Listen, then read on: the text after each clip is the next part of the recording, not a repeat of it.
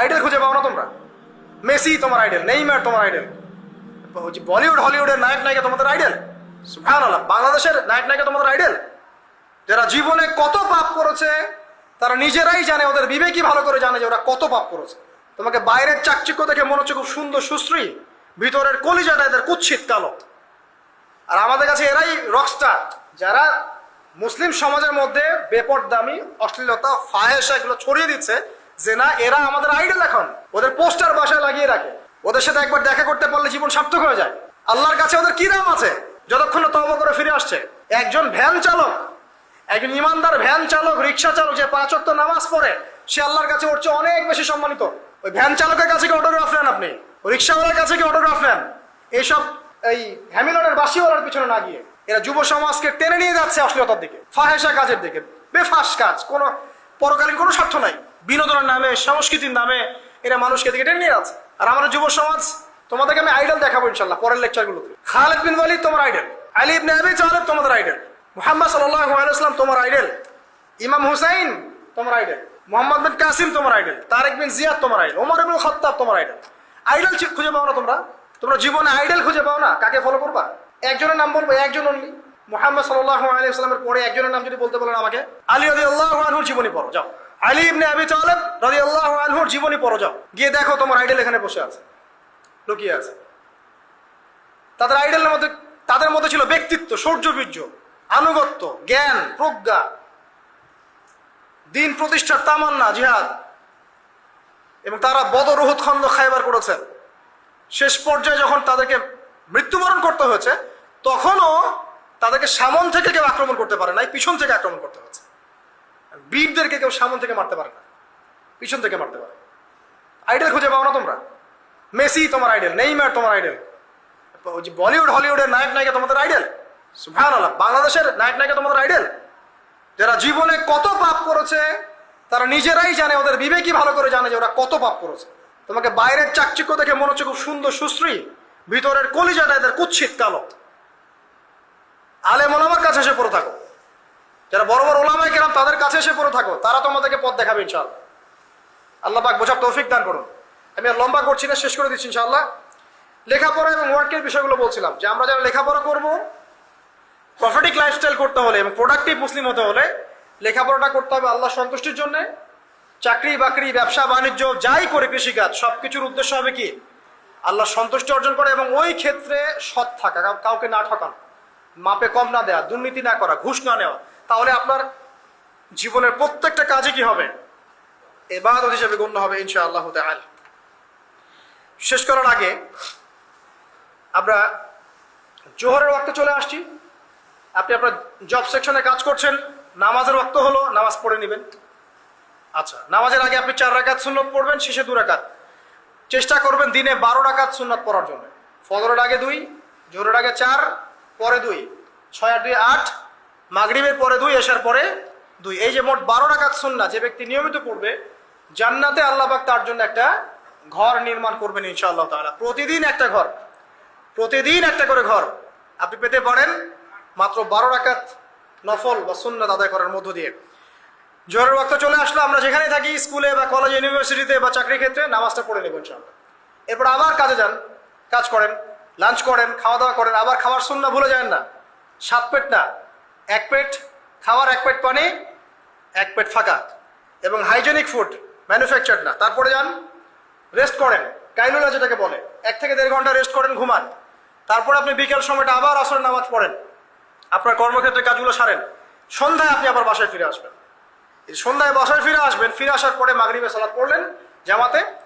পড়ার পরে বিকেল টাইমটা, মাগরিবের আগে বিকেল টাইমটা আপনি ঘুরতে যান, পরিবারকে সময় দেন, বাচ্চাদেরকে সময় দেন, একটু দিনী ভাইদের সাথে বসেন, বা ওই সময় যদি কোনো হালাকা অ্যারেঞ্জ করা যায়, মসজিদ ভিত্তিক তালিমে বসেন, 2টা হাদিস পড়েন, কোরআন দার্স নেন, বা অনলাইনে কোনো লেকচার শুনেন, বা বই পড়েন, কিছু একটা করেন। আর পরিবারকে সময় দেন।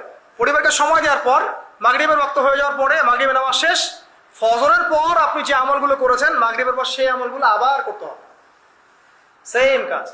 এভাবে করতে করতে দেখবেন 1 ঘন্টা চলে গেল। বাসায় গিয়ে আপনি পরিবারকে সময় দেন, আপনার অফিসের কাজ, হোমওয়ার্ক, স্কুলের কাজ, ইউনিভার্সিটির কাজ, এগুলো শেষ করেন। শেষ করার পরে আপনি রাতের খাবার খেয়ে নেন, খেয়ে নিয়ে আবার চলে আসেন মসজিদে, এশার নামাজ পড়েন, পড়ে বাসায় গিয়ে জাস্ট ঘুম।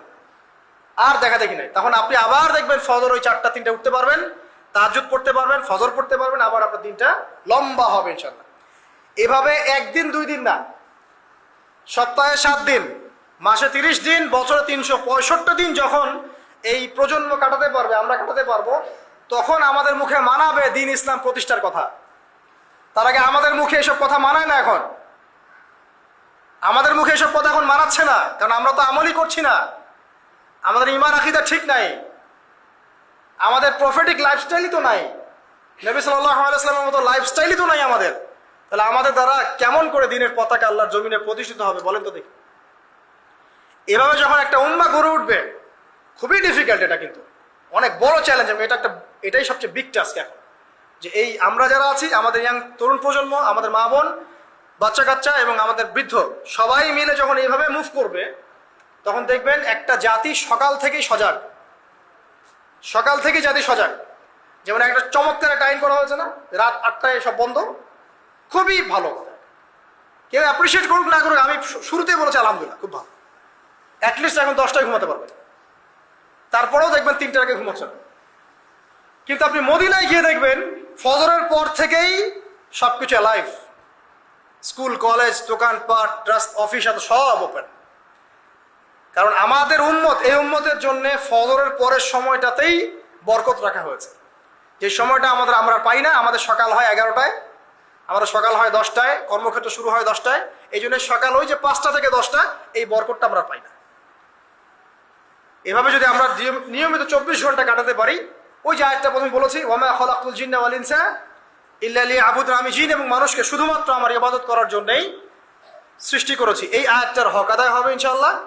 ব্যক্তি জীবন সুন্দর হবে ইনশাআল্লাহ, আমাদের পরিবারগুলো সুন্দর হবে ইনশাআল্লাহ, আমাদের যুব সমাজ একটা গতি পাবে, হ্যাঁ, এবং তারা প্র্যাকটিক্যাল বাস্তব বিষয়গুলোকে নিয়ে ব্যস্ত থাকবে, অবাস্তব অনেক জিনিসগুলোর পিছনে ছুটবে না। আমাদের সমাজটা সুন্দর হবে ইনশাআল্লাহ। আস্তে আস্তে দেখবেন উম্মার একটা বড় অংশ ইনশাআল্লাহ আযজা ওয়া জাল আগামী দিনগুলোতে দিনকে এগিয়ে নেওয়ার জন্য এবং দিনকে আল্লাহর জমিনে প্রতিষ্ঠার জন্য শক্তি, মেধা, মনন, তাদের এনথুজিয়াজম সব কিছু আল্লাহর সন্তুষ্টির জন্য ঢেলে দেওয়ার প্রয়াস পাবে ইনশাআল্লাহ তাআলা। তার আগ পর্যন্ত আসলে এগুলো শুধুমাত্র তাত্ত্বিক কথাবার্তা বলে লাভ নাই। প্র্যাকটিক্যালি যখন আমরা এগুলো করতে পারবো ইনশাআল্লাহ তাআলা, তখন দেখবেন সবার মধ্যে একটা ইমানের চেতনা জাগবে, ইমানি চেতনা জাগবে, আমল করার স্পৃহা বাড়বে, ঐক্য বাড়বে, কমিউনিটি বাড়বে, এবং আমাদের হৃদ্যতা বাড়বে, অ্যাক্টিভিটিস বাড়বে, হায়াতেও বরকত হবে, রিজিকেও বরকত হবে, দুনিয়া আখিরাত ইনশাআল্লাহ ভালো হবে। এবং দেখবেন অ্যাজ এ নেশন আমরা সবাই ভালো করবো ইনশাআল্লাহ তাআলা। বিশ্বের বুকে আমরা মাথা তুলে সত্যিকার অর্থে দাঁড়াতে পারবো ইনশাআল্লাহ তাআলা। আল্লাহ পাক আমাদের সবাইকে তৌফিক ইনায়াত করুন, আমিন। আজকে আমি আর লম্বা করছি না। আকুলু কওলি হাযা আস্তাগফিরুল্লাহ লি ওয়া লাকুম ওয়া লিসাইরিল মুসলিমিন। বারাকাল্লাহু লানা ওয়া লাকুম বিল আয়াতিল হাকীম ইন্নাহু তাআলা জাওয়াদুন কারীম মুবাররাউফুর রহিম। আমরা আজকে যে আলোচনা শুনলাম, আল্লাহ পাক সবার আগে আমাকে আমল করার তৌফিক দান করুন, অতঃপর আপনাদের সবাইকে আমল করার তৌফিক দান করুন, আমিন।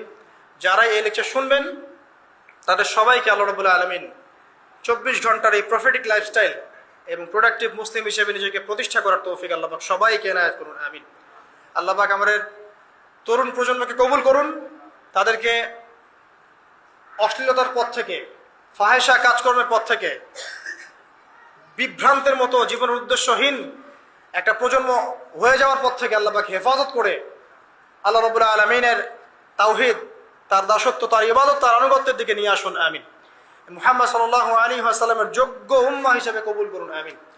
আমাদের মা বোনদেরকে আল্লাহ পাক খাস পর্দা, সত্যিকার অর্থে পর্দা করার তৌফিক দান করুন।